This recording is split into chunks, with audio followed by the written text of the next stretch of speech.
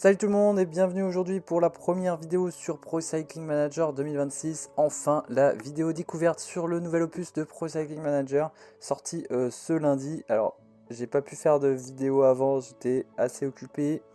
Mais voilà, enfin, la première vidéo sur Pro Cycling Manager. Il faut savoir que les bases de données sortiront seulement lundi. Donc pour tout début de carrière... ça sera que à partir de lundi. J'ai déjà fait une première partie en off avec un pro cycliste. J'ai pris Tom Pidcock en off pour essayer un peu le jeu tout simplement. Et aujourd'hui, on va se faire une petite course simple, 3 étapes du Tour de France 2026. Alors, on va les mettre en extrême. Et au niveau des sliders, voilà ce que j'ai vu à peu près, je vais pas vous mentir, sur plusieurs vidéos. Apparemment ces sliders là semblent assez pas mal, ça sert à rien de les mettre aussi haut que l'opus d'avant, donc on va rester comme ça. On va se prendre 3 petites étapes du Tour de France, une de plaine, j'avais fait quoi sur l'autre jeu Tour de France, je crois que j'avais fait Pau, une grosse étape de montagne et les Champs-Élysées. Je pense qu'on va faire le même principe, on va se faire une étape bien pleine pour tester un sprint, tester les IA. Ouais, on peut se refaire Pau, parce qu'il y a des petites bosses là, ça peut être sympa. Une belle étape de montagne. Alors, une belle étape de montagne. Ouais, c'est vraiment en dernière semaine. On va faire le plateau de Solaison. Vous savez quoi? Tac. Et on va se faire les Champs-Élysées, voir Montmartre et les pavés sur Pro Cycling Manager, voir ce que ça donne. On a vu sur Tour de France que ça rendait pas mal, hein. La course explosait bien. Et alors, est-ce que sur PCM sera pareil? On sait que c'est assez différent quand même. On va partir avec quelle équipe? J'ai bien envie de prendre la Lidl Trek parce qu'on peut jouer vraiment toutes les étapes. Donc avec Ayuso, Skelmos, Milan, Pedersen. Pedersen notamment pour les Champs-Élysées, ça peut être pas mal. On va se prendre la Lidl Trek tranquillement, histoire de pouvoir un peu jouer. Toutes les étapes. On a Milan, Ayuso, Skelmos, Queen Simon, ouais, allez, on part, vous savez quoi, on part là-dessus et on se retrouve direct sûrement dans le final de cette étape pour le sprint massif, on l'espère. Allez, 20 km de l'arrivée de ce premier sprint massif, du coup on est sûr, on va se faire le train avec Mats Pedersen, avec Quinn Simons. Ouais, on est sur des gros rouleurs, on a des bons rouleurs là, 78 ici.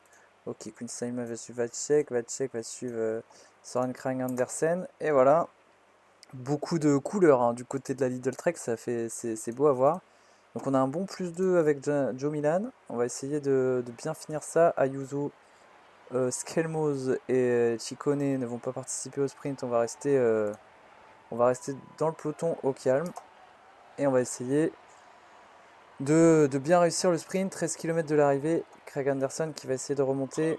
Et on va voir comment se comporte aussi l'IA du côté de ces sprints. Au niveau des trains, on a le train de Jasper Philipsen, Tim Merlier, Olaf Koy et le nôtre pour l'instant.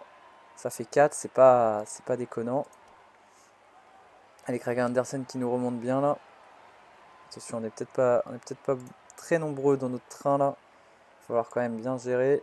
Ok, la petite descente fait du bien là, on va pouvoir accélérer hein, à la fin de cette descente pour bien remonter tout le monde. Ah ouais, ça avance, ça va vite. Van Wilder. Allez, Craig Andersen qui claque au même moment le gel. On est bien placé. 7 km. On va essayer de bien emmener Joe Milan. On va passer avec Vacek. Voilà, Craig Andersen c'est fini. Philipsen bien emmené aussi. Les trains, pour l'instant c'est assez clean. Allez, c'est parti pour Quinn Simons. J'ai oublié les gels, hein. Ça fait longtemps que je n'ai pas fait un sprint massif non plus. Allez, Pedersen dans la roue. Allez, je me concentre un peu. C'est parti pour Mats Pedersen.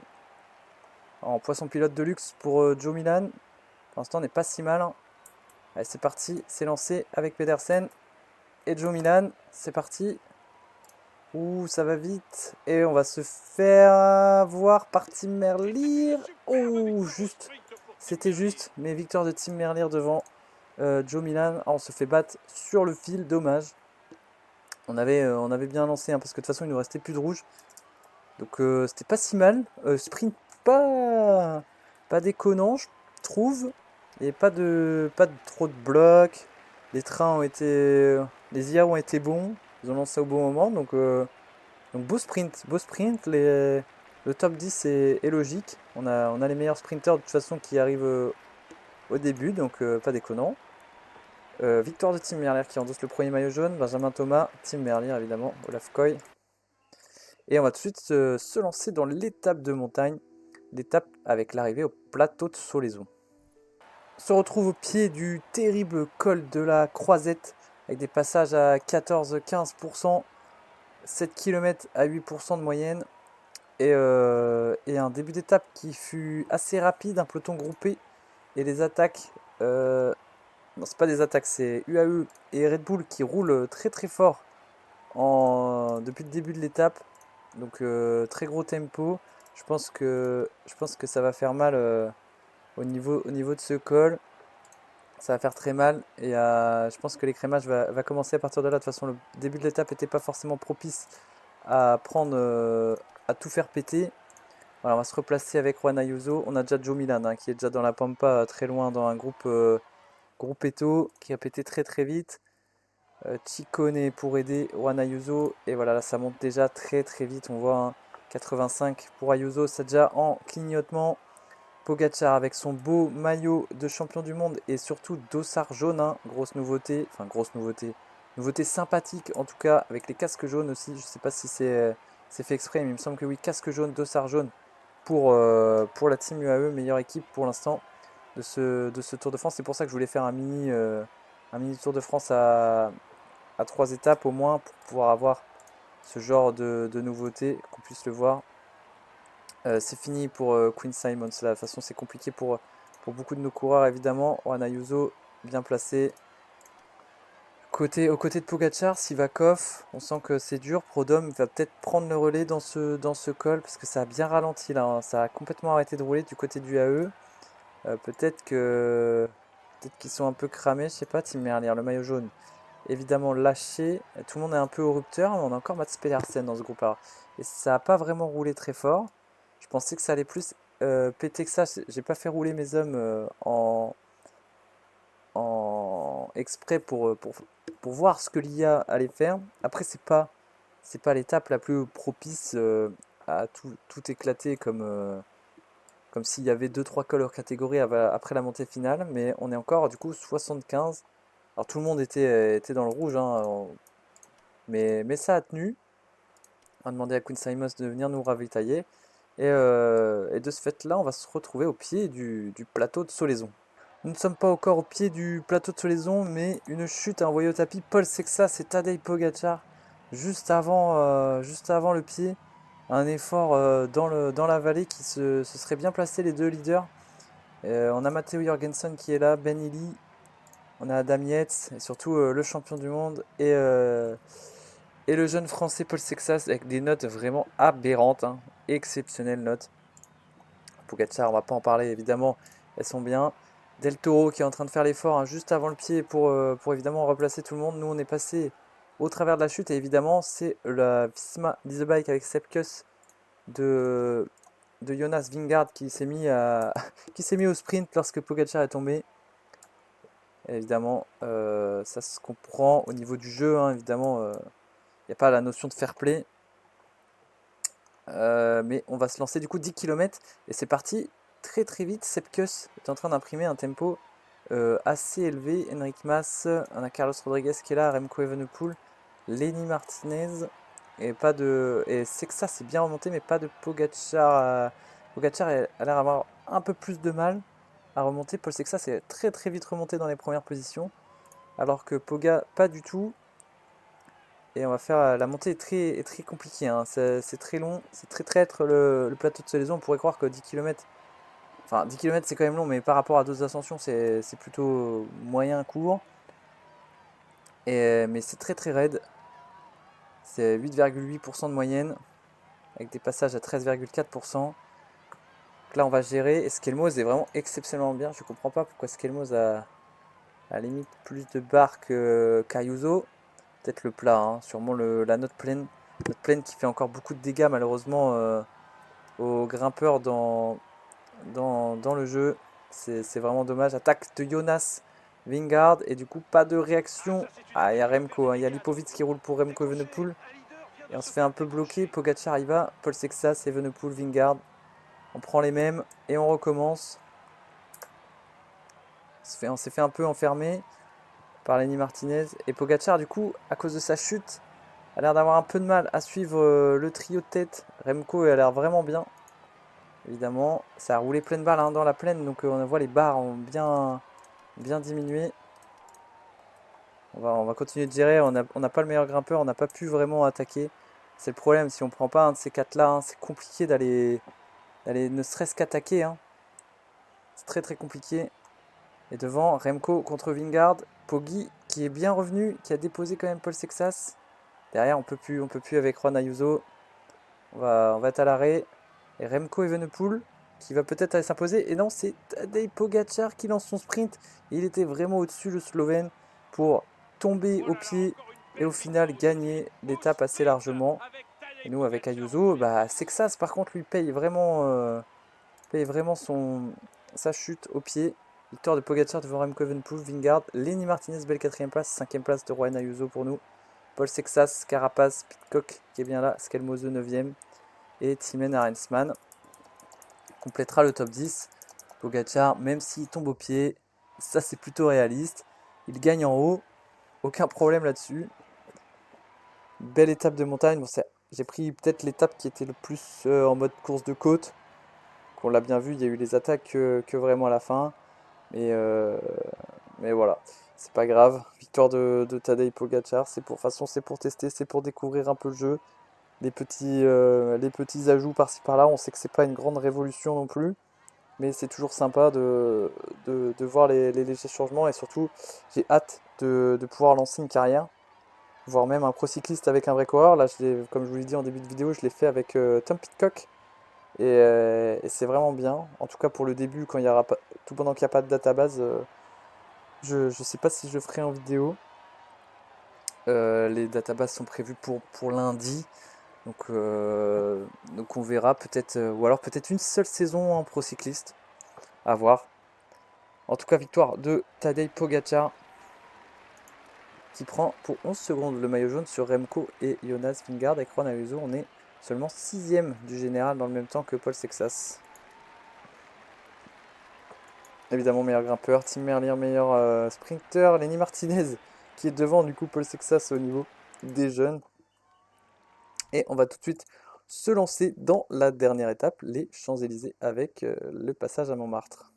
Voilà, on arrive au premier passage dans Montmartre avec un beau plus 2 de Joe Milan. Mats Pedersen malheureusement en -2, donc ça va jouer sûrement la carte plutôt Joe Milan avec un beau plus 76 pavés là, 119 plaines et surtout 84 sprint pour Joe Milan. Et le premier passage, voilà, dans la butte Montmartre avec Filippo Ganna et Paul Magnier. Paul Magnier à l'avant quand même. Attention aux crevaisons évidemment, la belle combinaison toute jaune de Pogacar, c'est dommage. Donc les casques jaunes sont bien avec les dossards jaunes parce que maintenant on voit Lenny Martinez avec son maillot blanc, combinaison aussi. Le casque jaune avec la meilleure équipe pour la Bahreïn.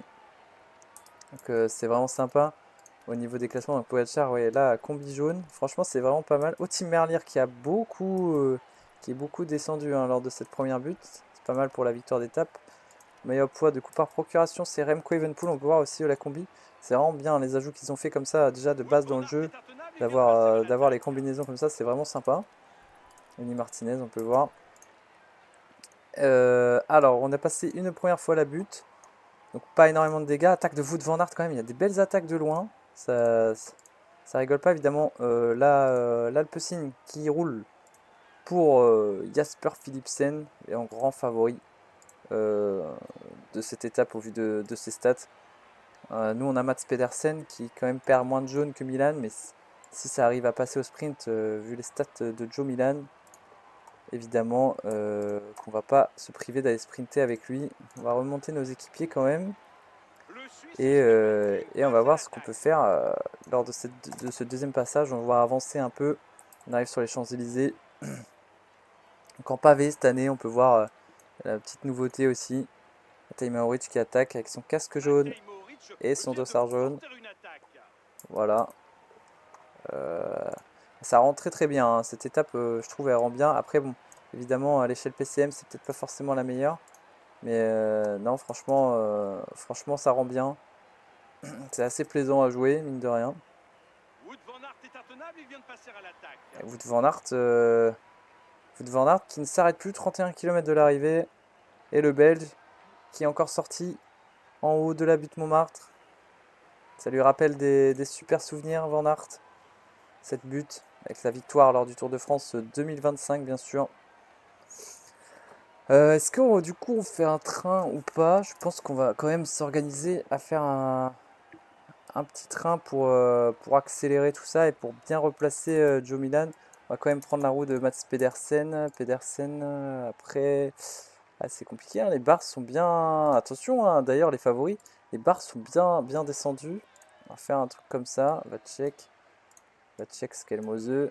Et Ciccone va rester avec Ayuso. Mais on voit que du côté favori, les barres descendent bien. Et ça serait des coups à ce que des favoris perdent leur place lors de save ultérieurs, perdent leur place lors de la dernière étape au Tour de France. Ça serait quand même cocasse. Mais ça pourrait arriver. Ayuso va essayer de tenir, hein, mais avec le 63 pavé, là, évidemment. Et le 72 en pleine, c'est pas facile. Allez, Scamose qui va emmener pour la Lidl. Allez, on repasse sur les champs avec l'arrivée. Sur les Champs-Élysées. Et on va attaquer la dernière butte Montmartre, donc plus loin de l'arrivée que l'année dernière quand même. Et heureusement, quelque part, si ça devait être une course, une classique tous les ans, en fin de Tour de France, les sprinters auraient râlé un peu. C'est fini pour Skelmose et ça attaque beaucoup, hein. Maïro Schmidt, ça attaque vraiment beaucoup. C'est vraiment pas mal. Ayuso, faut que ça tienne. On va se mettre à l'endroit de Pogacar quand même. Allez, va check. Dans la butte, la dernière butte Montmartre, nous on va essayer d'empêcher au maximum les attaques. C'est notre but, évidemment. Et Ayuso, il est bien descendu, hein. Et voilà, Ayuso pris dans la cassure. Alors est-ce que il y a des favoris? En fait, on a tout fait péter. On a Bissiger, Tim Merlier, Van Aert, Mauro Schmidt, Wellens. Non, pas de favoris. Van Der Poel, Cadengroves, apparemment l'Alpecin qui s'est bien fait avoir par la Lidl Trek. Super boulot, hein, de Vacek dans cette butte. Et là c'est quasiment fait pour Milan, là, hein. On va même pouvoir faire un doublé. Derrière, Ayuso s'est bien accroché. Magnifique. Ah ouais, hein. Abramsen qui essaye de nous fausser compagnie. Mais non, non, là, la puissance collective de la Lidl Trek prend le dessus. Van Aert est le seul à pouvoir un peu nous... Alors, Merlier est là quand même. C'est à nous inquiéter un peu au sprint. Allez, Craig Anderson qui va bientôt prendre le relais de Quinn Simons. Ah, il peut plus, Quinn Simons. Beau travail, hein. Beau travail d'équipe quand même. Et là, 3 km de l'arrivée. C'est parti. Attention à Ayuso, hein. Vraiment les barres, c'est très très juste, hein. Il suffit d'un mauvais jour, hein. Et franchement, ça fait peur. Allez, Craig Andersen à fond pour Joe Milan. C'est parti pour Mats Pedersen derrière. Mats Pedersen qui va lancer. Et c'est vraiment c'est gratuit pour Joe Milan. Victoire et doublé de la Lidl Trek. Victoire de Joe Milan devant Mats Pedersen. Tim Wellens, Stéphane Bisseger. En tout cas, l'étape qui a bien tué ses promesses. Parce qu'au final, ça a bien explosé. Et vous voyez la barre d'Ayuso pour finir. C'était très très juste. Je pense qu'il y a pas mal de cassures à droite à gauche. Donc belle étape. Sûrement la meilleure des trois qu'on vient de faire. On aurait dit vraiment une classique, hein. Ça a attaqué de très très loin avec Van Aert qui a vraiment bien dynamisé la course. Et le plus 2 de Milan qui fait la diff. Et même s'il n'y avait pas eu Milan, de toute façon, Pedersen était largement au-dessus. Oui, 28 secondes, hein. Tim Wellens qui reprend. Et Pogacar gagne ce mini Tour de France. On n'a pas perdu de place avec Juan Ayuso, donc il n'y a pas eu de bouleversement. Mais en fin de tour, avec la fatigue et tout ça, ça peut vraiment être particulier. Il va falloir faire attention. dans les carrières, même dans les Tours de France si on en fait. Bon voilà, en tout cas j'espère que cette vidéo découverte vous aura plu. On est enfin sur Pro Cycling Manager 26. Je suis vraiment content d'avoir enfin cet opus en main. Et on se retrouve très vite pour de prochaines vidéos. Allez, ciao!